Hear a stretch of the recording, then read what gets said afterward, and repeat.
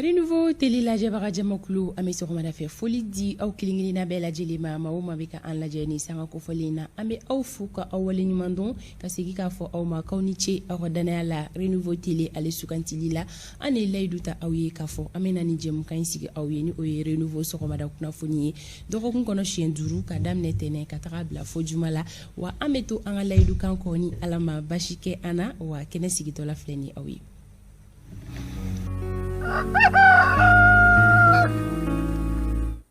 Togodala mɔgɔw an ka foli bɛ aw ye sabula maa camanba bɛ yen nɔ min bɛ an lamɛn togodaw la ka sababuya kɛ an ka radio partenaires ye an ka foli bɛ u bɛɛ lajɛlen ye ko bɛɛ lajɛlen dama ka kan kunnafoniya ko nasira fɛ ni jɛmukan in ale kɔnɔna la solika wuli kɛbagaw aw ni ɲɔgɔn tuma aw minnu bɛ yen nɔ k'aw sera ka baarakɛyɔrɔw la ka ban an ka foli bɛ aw ye maa minnu fana bɛ sira la ka taga u ka baarakɛyɔrɔw la minnu bɛ embouteillage la minnu mana taamana kɛ dɔwɛrɛ ye n'u bɛ ka an lamɛn an bɛ bɛɛ lajɛlen fo ko ala ka se ni bɛɛ ɲuman ye i seyɔrɔ la fɛn bɛ tali kɛ maa dɔw fɛnɛ na olu bɛ su kɔrɔbalen b'a la ni sanga kofalen na an bɛ aw fo ka kɛɲɛ ni aw ka wagatiw cogoya ye bi ye tarata ye avril kalo tile 26 san 2022 Renouveau sɔgɔmada kunnafoni kɛnɛ dayɛlɛtɔ la filɛ ni aw ye ko bɛɛ lajɛlen k'i bisimila cogo ɲuman na jɛmukan in bɛna lase aw ma bonya ani karama kɔnɔna na an ka dibila baarakɛbagaw yanni an ka don baro kɔnɔna la a ka kan an ka u ka foli kɛ sabula aw ɲɛ bɛ ja ɲuman ni kumakan ɲuman min na o sɔrɔ cogo ɲuman sababuya ye olu ye u fɛnɛ bɛ soli ka wuli de sabati diɲɛ don o don baara in a bɛ se ka ɲɛ cogoya min na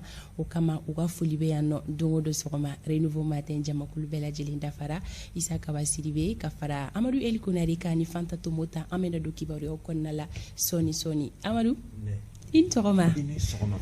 dɔgɔkun tile 2nan in bi ye an nisɔndiyalen ɲɔgɔn la sɔrɔ ko kura tuguni a bɛ cogo di sigi gɛlɛya ma yɔrɔ mun de kɛra a ka gɛlɛ ka sɔrɔ ne yɛrɛ t'a kalan i sera sabali ko n bɛ ala tanu tabarakala a tɔ manja ka ban hali bi ko maaw di courage o kuma a bɛ ɲɛ siga foyi tɛ a la an bɛ ala tanu basi foyi tɛ yen nɔ fɛn minnu ma kɛ bi bɔrɔw kɔnɔ an bɛna olu ta sɔɔni dɔrɔn wagati jan tɛ bilen o kama yanni an ka don kibaruyaw kɔnɔna la Amadu halisa an bɛ kalo barikama kɔnɔna la ni o ye sunkalo kalo ye ayiwa k'a tɔ kɔni man ca tuguni ala ka masaya yɛrɛ kɔnɔna la o kama an bɛ ala de wele a tɔ timɛ ko ɲuman ala ko o yira an bɛɛ lajɛlen na ka se ka awɔ bɛ fara e b'o fɔ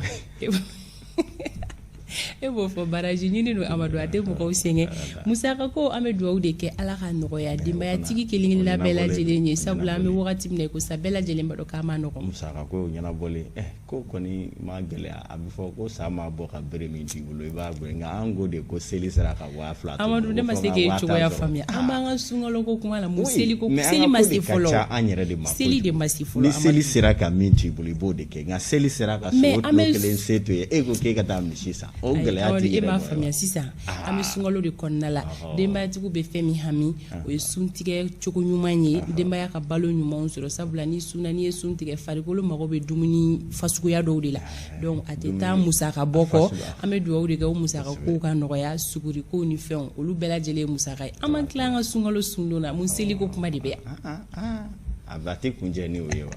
an bɛ a kuncɛli ma se fɔlɔ koyi tabarikala d'accord ala ka bɛɛ lajɛlen nɔgɔya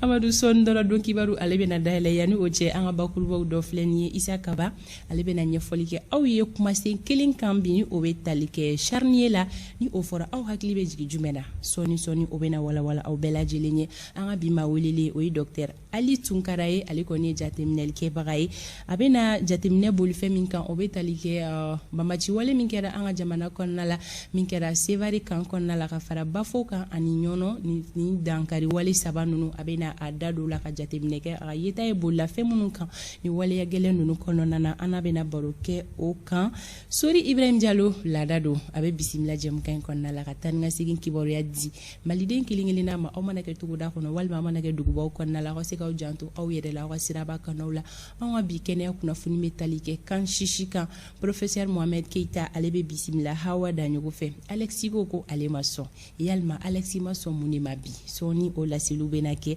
kunnafoni di gafew ɲɛfura fɔlɔ laseliw olu bɛ o kɛrɛfɛ an ka bidon fɔli duma an bɛn'o di Mali seko ni dɔnko tigilamɔgɔ ba fila ma fɛn bɛ tali kɛ Safura Deno ani Jelise ni Sangare Ala ma hinɛ na olu kɔni ka fɔli kɔrɔba bɛ an bolo kɔrɔ bi b'a dɔn maa caman bɛna nisɔndiya sɔrɔ ka kɛɲɛ ni fɔli in ye fɔli in yɛrɛ kɔni armée Mali fasa ye o kama an bɛna o fɔli duma yira sɔgɔmada in na ko bɛɛ lajɛlen k'i bisimila an bɛ kibaruyaw dayɛlɛ sisan ni wagati bolo dacogo ye.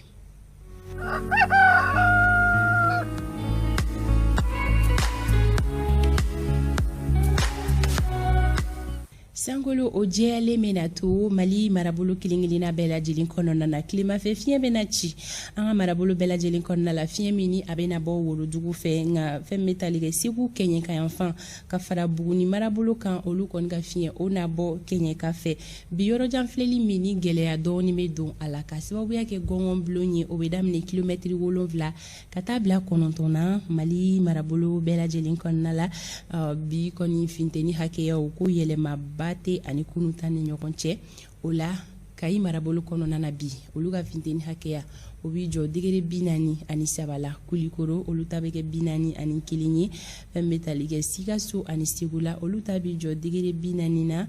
Moptikaw olu ta bɛ kɛ 42 ye Tombouctou 39 Gao degere 40 Kidal 38 fɛn bɛ tali kɛ Menakakaw la olu ta bi jɔ degere 40 na Tawdeni olu ta bɛ kɛ degere 33 ye Buguni marabolo kɔnɔna la bi olu ka finteni hakɛya bɛ kɛ degere 41 ye Kucha la olu ta bi jɔ degere 40 na Kitakaw olu ta bɛ kɛ 41 ye fɛn bɛ tali kɛ Nyoro la ka fara Nara kan olu ta bɛ kɛ degere 40 ye Douanzan olu ta bi jɔ degere 40 na San ani Banyangara ka fara Joyila kan ni marabolo saba kɔnɔna na tilega in na olu ka finteni hakɛya bɛ kɛ degere 41 ye Gourmara Ros olu ta bi jɔ 39 na Bamako district kɔnɔna la nɔgɔ bɛ na da Kawala fɛn bɛ tali kɛ tilemafɛ fiɲɛ la o bɛ na ci a fiɲɛ fanga bɛ se ka bonya wagati ani wagati tile journée kɔnɔna la bi yɔrɔjan filɛli min ni gɛlɛya mangani bɛ don a la ka sababuya kɛ gɔngɔn bulon ye o bɛ daminɛ kilomɛtiri 7 ka taa bila 9 na Bamako district kɔnɔna la bi finteni hakɛya o bɛ kɛ degere 40 ye Bamako n'a lamini sɔgɔmada in na kɛnɛ cira nɛgɛ kanɲɛ 6 tɛmɛlen ni sanga 14 tile bɛ na bin nɛgɛ kanɲɛ 18 ale mana tɛmɛ ni sanga 44 ye wagati bolo dacogo filɛ nin ye ka di maliden kelen-kelenna bɛɛ lajɛlen ma ko Ala ka bi tarata tile hɛrɛ di an bɛɛ lajɛlen ma bi sɔgɔmada in na anw tɛgɛ kɔrɔla falen do kibaruya jɔnjɔn na ka lase aw ma aw ka kunnasiri da bɛna kari o la sisan ko bɛɛ k'i bisimila Amadu El Konare ne bɛ kɛnɛ to ale bolo.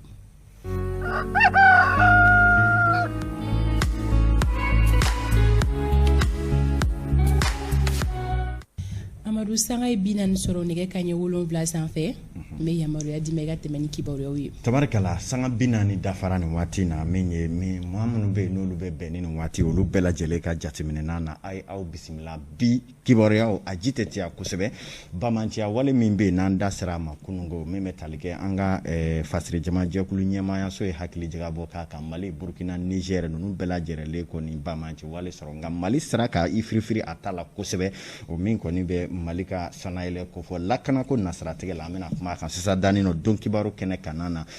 kibaradilaw mun bɛ i k'a dɔn an ka armée to a la n'o ye diripa ye olu kɔni ye nɔgɔ bɔ fɛn bɛɛ lajɛlen ɲɛma kunungo sabula u ye kunnafonidilaw wele bamanankan ni tubabukan k'a bɛɛ perepere-latigɛ di Mali kunnafonidilaw ma min kɔfɛ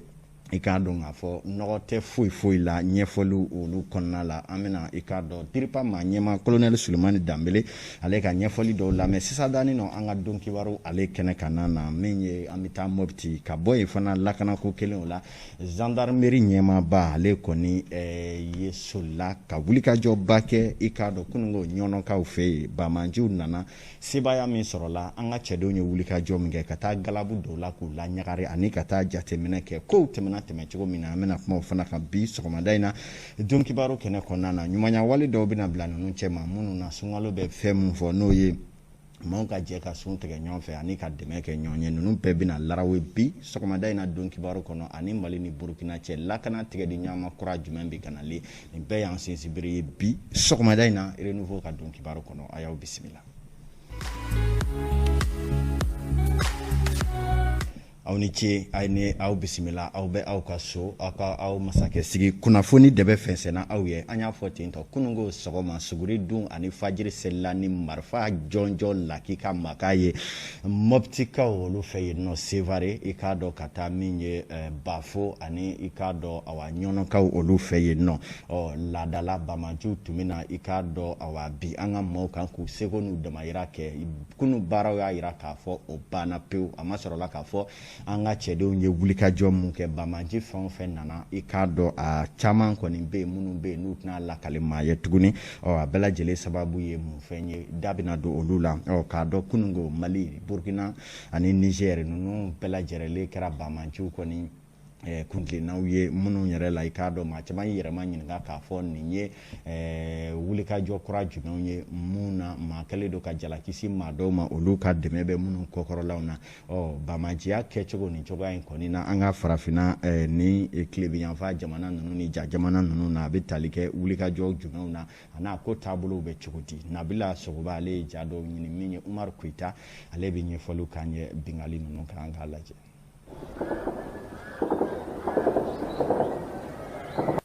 Nin jɔkun laban ninnu kɔnɔna na bɛngɛnna walew fanga bonyana kosɛbɛ Sahel jamanaw kɔnɔna na ni yɔrɔ min yɛrɛ bɛ yen nɔ ni tiɲɛni walew bɛ kɛ ani ka taa se bɛngɛnni walew ma banbagaciw ani an ka finitigilakaw kɔni kɛlɛ caman kɛ finitigilaka minnu yɛrɛ ka wulikajɔ bɛnnen don walasa bɛn bɛ se ka sabati ni yɔrɔ kofɔlen in na a walew yɛrɛ bɛ senna an ka jamana kɔnɔna na kɛrɛnkɛrɛnnenya la ka taa Menaka fanfɛla la yɔrɔ min yɛrɛ la maa caman yɛrɛ jakusara ka bɔ u sigiyɔrɔ la ka taa yɔrɔ wɛrɛ la ka sababu kɛ kɛlɛ min bɛ jɛkulu marifatigiw ni ɲɔgɔn cɛ ani ka taa se banbagaciw ma Niger jamana kɔnɔna na kɛlɛwaleyaw kɔni fanga bonyana kosɛbɛ kɛrɛnkɛrɛnnenya la yɔrɔ min bɛ yen ni a bɛ fɔ o ma Tilaberi hali ni o y'a sɔrɔ k'a fɔ nin waati laban ninnu na Mali finitigilakaw ye wulikajɔ caman ta ka ɲɛsin maa banbagaciw yɛrɛ ma min yɛrɛ la u sera ka maa banbagaci caman faga banbagaciw kɔni wulikajɔ laban dɔ kɛ nin jamana saba in kɔnɔna na nin waati laban in na k'a yira k'a fɔ ko olu bɛ se ka tiɲɛni kɛ halisa k'a daminɛ an ka jamana kɔnɔna na ni dimanche u ye tiɲɛna wale dɔw ta ka ɲɛsin an ka finitigilakaw dagayɔrɔ dɔw ma ni ka mugu pɛrɛntaw don bolimafɛn dɔw la ka ɲɛsin kan dɔw ma ni o ye Sevare Bafo ani ka taa se Ɲono ma ka tɛmɛ ni finitigilakaw ka kuma lase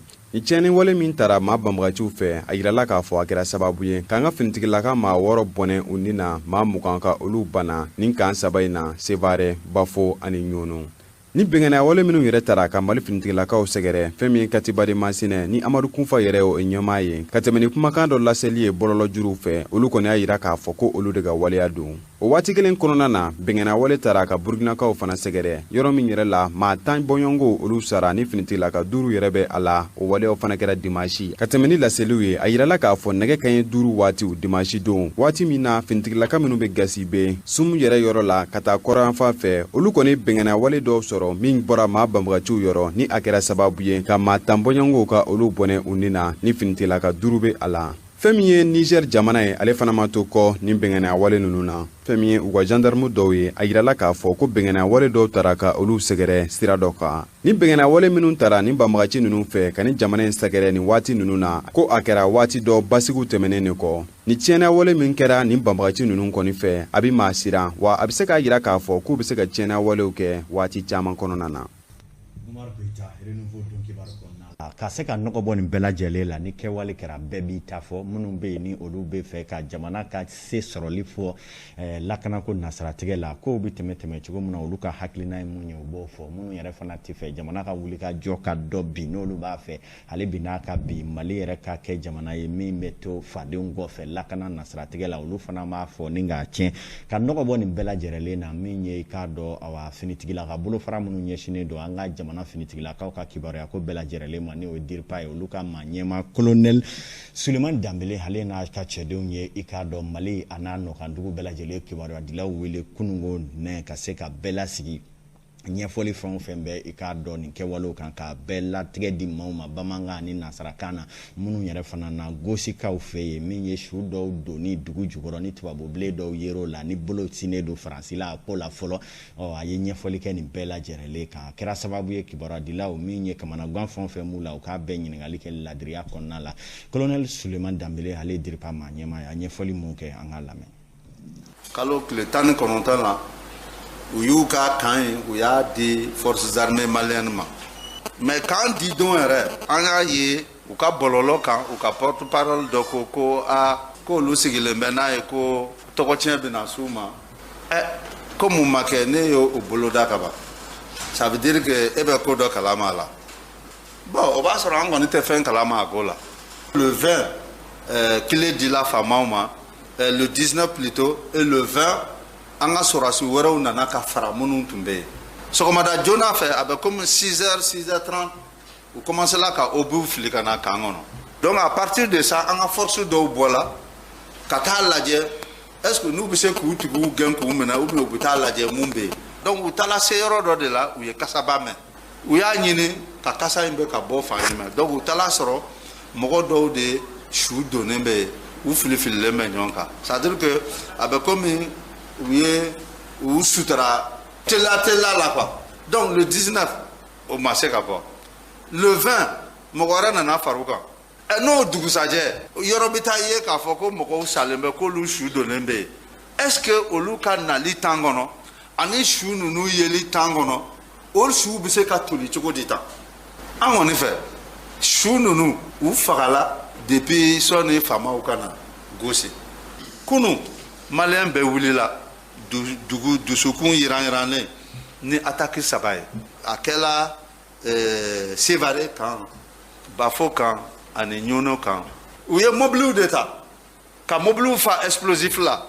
ka na k'o fili kan kan donc i ye kisɛ ci mobili ninnu na u bɛ exploser u b'i sɔrɔ u ma se ka kisɛ ci u la u bɛ don i la u b'i sɔrɔ an bɛ se ka mun fɔ nin ko in na c'est que ni aw ka kɛlɛdenw tun tɛ yen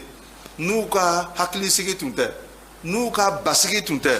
n'u ka cɛya tun tɛ a dega tun bɛ juguya ni ne ka tɛmɛ nin bɛɛ kan i bɛ taa sɔrɔ dondaw la poste de police ninnu de bɛ yen minnu bɛ contrôle kɛ minnu bɛ jateminɛw kɛ donc o so dɔ de binna o de ye Sévaré banbatɔw caya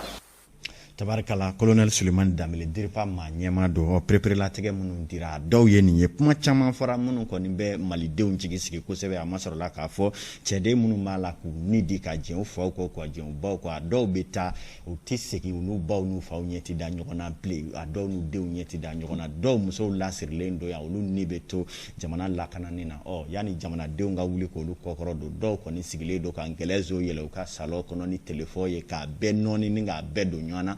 jamana faamaw ko wuli ka jɔ bi kɛ hali ni tɛ se ka armée kɔkɔrɔ don i k'i da di o fana ye maasɛbɛya dɔ ye jamana mara ale hukumu kɔnɔna la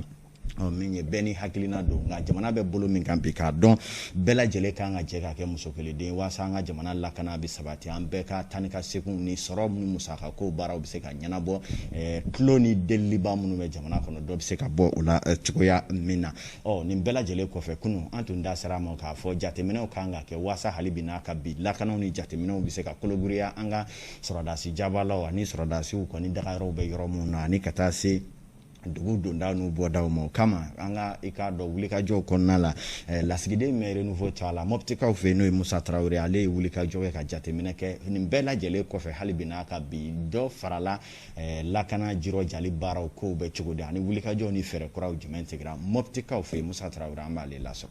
k'a to banbaganciya waleya min kɛra ka bɛn dimanche don ma avril kalo tile 24 san 2022 ni a ɲɛsina sɔrɔsiw jabala ma Sévaré ale kotigiyara Amadu Kufa ka kɛlɛkɛdenw fɛ ni o ye Katibadi Masina ye awɔ banbaganciya wale tara ka ɲɛsin sɔrɔsiw jabala ma n'a bɛ wele k'a fɔ ko kan Amadu Bari di Balobo ni ale filɛ nin Sévaré o wale in kɛra dimanche sɔgɔmada fɛ min kɛra sababu ye Mali sɔrɔsi 6 olu tanyana u nin na sɔrɔsi 11 olu banana ani ka bɛn ni sɔrɔsiw ka wulikajɔ ye fɛn min banbagaci wale kɛbagaw ye olu mɔgɔ 11 olu tora la ka fara babaganci kelen kan min kɛra sababu ye ka mugu jugu pɛrɛn maramafɛnw minɛna ka fara telefɔniw fana kan nin waleya dugusɛjɛ a ma sigidala mɔgɔw bali u ka taga ni ka segin na olu mako ɲɛnabɔli la wa dɔw y'u ka hakilinanta di ka bɛn ni lahalaya in yɛrɛ fana ye ne kɔni bolo nin jate kɛ waleya jatigɛ waliyakɛla ninnu kɔni ka karitusi bannen don ni u sɛgɛnnen de n'i y'a ye k'a fɔ k'u taara ka dɛsɛ kɛ u dɛsɛlen de don donc mɔgɔ dɛsɛlen de bɛ nin waleya ninnu kɛ Sɔrɔsiw ɲɛna ni kɔni kana décourager parce que kɛlɛ la fɛn bɛɛ b'a la donc ni mɔgɔ kɔni ka ko bamananw ko n'i ye dununi jalen n'a faratɔ t'a bilatɔ don bon a ko kɔni a balila an bɛɛ la sɔgɔma an kɛlen ka mankan da fo ka dugukolo yɛrɛ an senkɔrɔ a kun kɛra siran ye dɛ bon mais siran in kɔni a danna siran in ma c'est vrai on a déploré des pertes en vie mais mɔgɔ dɔw tora la mais a ko mana kɛ cogo cogo hakili la vraiment sira k'u jɛniyɔrɔ fi u ye dankarikɛla ninnu u ye an y'a mɛn cogo min na k'u ye sera ka se kɛ u bɛɛ ma ma se ka bɔ yɔrɔ in na donc vraiment nin ye waleya ye an bɛ min foli lase an ka fini dɔnbagaw ma hakili la ne yɛrɛ la sisan a bɛ komi u bɛ ka fɛɛrɛ sɔrɔ u ka kow la parce que fɔlɔ la ni an b'a ye n'a kɛra dɔrɔn a ko tiɲɛni tun bɛ bonya mais zena tiɲɛni ma se ka bonya tiɲɛni kɔni kɛra parce que ni mɔgɔ kɔni sara fɛn min na tiɲɛni kɛra mais tiɲɛ yɛrɛ la u y'u jɛniyɔrɔ fi o tuma na hali sisan an b'u fo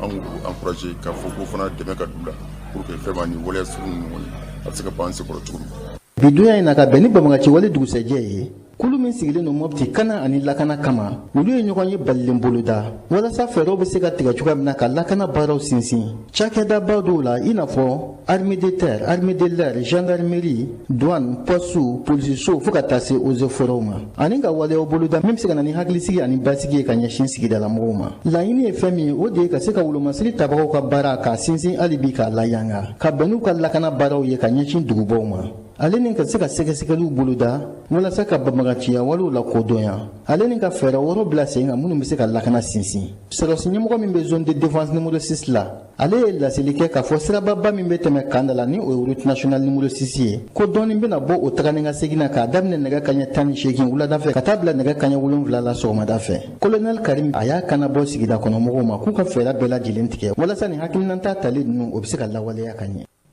sanga 53 o bɛ ɲɔnɔkaw olu fɛ yen nin bɛɛ lajɛlen kɔfɛ kunungo min ye k'a dɔn an ka jamana finitigi ɲɛmɔgɔ olu ma sigi u ma da u ye wulikajɔ boloda o yɔrɔnin bɛɛ lajɛlen waasa ka taa kɛ cɛden ninnu kɛrɛfɛ jamana camancɛ bolo la kow taabolow bɛ cogo di o kama gendarmerie ma ɲɛma ni o ye i k'a dɔn wa général de brigade Samu Mɛnkɔrɔ Jakite ale fana kɔni ye wulikajɔ teliya kɛ joona n'a ka cɛdenw ka fara min ye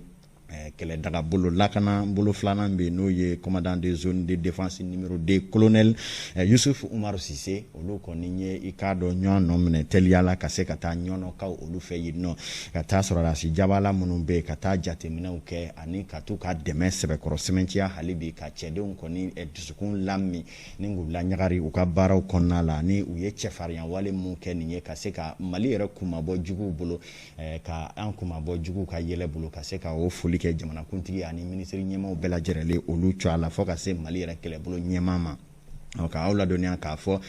laadaw bɛ min jira jamana kɔnɔ min ye ɲɔnɔ ale laadatigiw n'a dugutigiw ani dinɛtigilama minnu bɛ yen i k'a dɔn foli bilara u la wa o bɛɛ lajɛlen ye délégation bisimila bonya ani karama kɔnɔna la i n'a fɔ Seydina Umaru ale bɛna ja ninnu jira aw la cogoya min na min ye gendarmerie ma ɲɛma ale ni a ka cɛdenw olu kɔni taara nin yɔrɔ kofɔta in na Seydina filikɛla ja in na an bɛ ja ko in o bɔ a la an bɛ taa ɲɛfɛ kɔfɛ i k'a dɔn an bɛna ja yira aw la an ka jɛmukan in ale kɔnɔna na ka aw ladɔnniya k'a fɔ min bɛ tali kɛ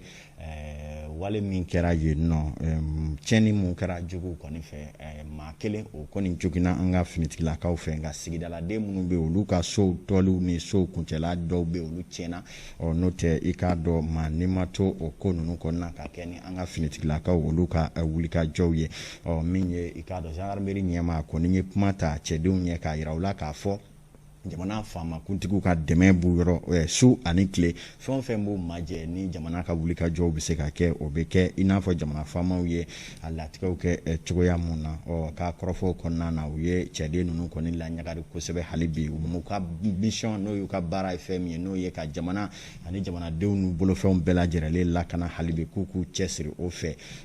foyi tɛna se k'an bali o la maa o maa a man wuli tiɲɛni wale la u k'u jɔ u cɛ jɔyɔrɔ la waasa o lakana baaraw bɛ se ka sabati cogoya min na a wulikajɔw kɛra sababu ye délégation ka cɛdenw yɛrɛ ka tɛgɛ da i k'a dɔn marifa dɔw ani bamanji siganama dɔw kan minnu ka sɛgɛsɛgɛliw baaraw bɛ sen na dɔw yɛrɛ bolila fana ka marifa dɔw to ani kɛlɛkɛminɛ dɔw tɛgɛ dara nin bɛɛ lajɛlen kan a ko o senfɛ sanga 56